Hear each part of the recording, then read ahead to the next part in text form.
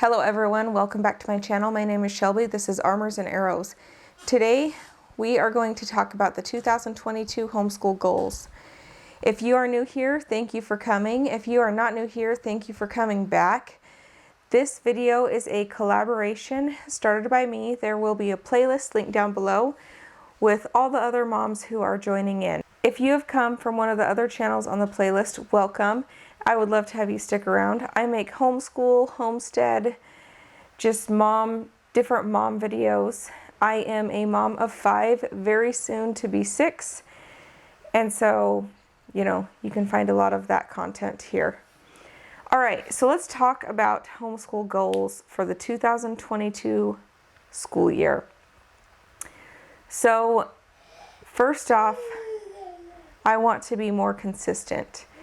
And what I mean by that is I felt like we were pretty good at being consistent, and then some life things happened and we've never gotten back to being consistent. And so I want to be consistent, and I want to set a certain time of our day, like say 9 a.m. to 1 p.m. or something, that is school and lunchtime.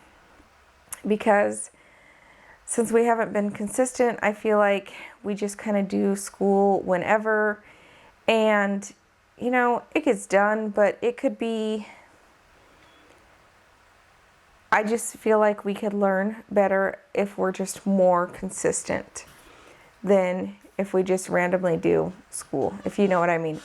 So I want to be more consistent. And then my 5-year-old, my 4 and 5-year-old want to learn how to read, and they're doing pretty well with it, just learning on their own, you know how kids do. But I want to teach them to read, and if they push back, my 5-year-old is almost 6, so he really wants to learn, and that's great, and I think he'll take off. My 4-year-old, I'm not so sure about. She's kind of spunky, and it depends on her mood. But she's only 4, and so I'm not going to push it too hard. She is, however, whenever we go out to the store and things like that, she's always like, what does this, and this spell? And things like that. So she's showing signs that she wants to learn, but it's just a matter of,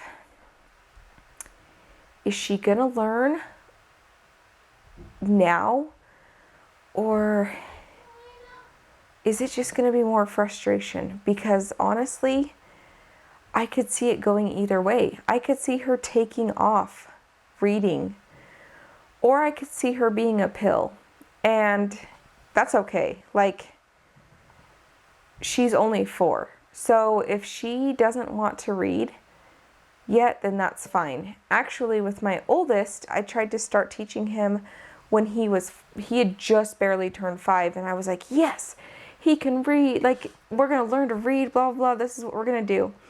And I actually had to step back and just be like, I got something on my finger. I just stepped back and be like, no, he's not ready yet. He's not showing signs that he's ready. It's more frustration for me, and it's more frustration for him. And if I sit here and force him to learn, he's not going to like reading. And so I took a step back, and now he loves reading. And so if my 4-year-old is not ready to truly learn to read like she thinks she wants to, then I'm not going to force her yet.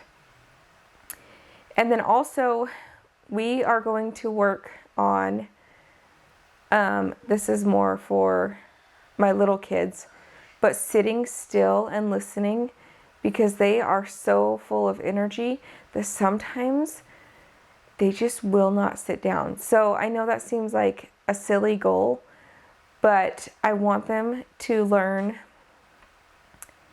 They just need to sit for a little bit, and not be so super crazy, if that makes sense. So I'm going to work on doing that with them. And I think, that kind of goes with the consistency. They did better when we had the consistency. So I think once we implement the consistency again, then I really think that that will help a lot.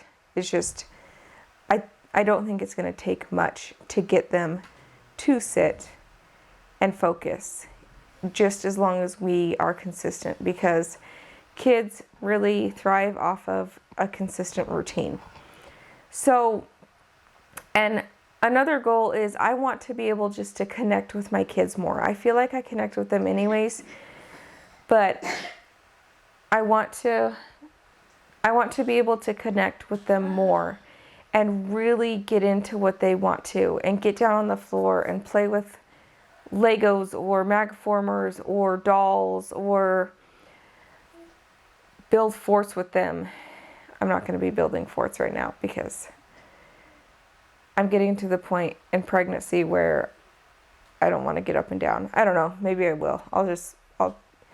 But you know, just getting down on the floor with them and connecting with them. And also, I want to try and do more arts and crafts with them. And I know that sounds so silly, but I've always just kind of been that mom that's like, oh, if we do it, it's going to be a big, huge mess, and I don't want to deal with the mess. But we've been doing it more and more this year, actually, and it's not as bad as I thought it was. It's not something we really ever did growing up, and so it's not something I really ever thought about doing with the kids a ton, but I know it's something that they love, and they are actually pretty good about picking up the mess from it. And we haven't done anything too messy yet. I just need to get out of that mindset that like, oh, it's just going to be so messy. So I know these are kind of out there goals, maybe not your typical homeschool goals, but those are things that I want to work on this year. And I would love to hear down below what your homeschool goals are for the 2022 homeschool year. Like I said, thank you for coming, and don't forget to check out the playlist in the description below and see what all the other moms have to say, and I will see you in my next video. Thanks for watching.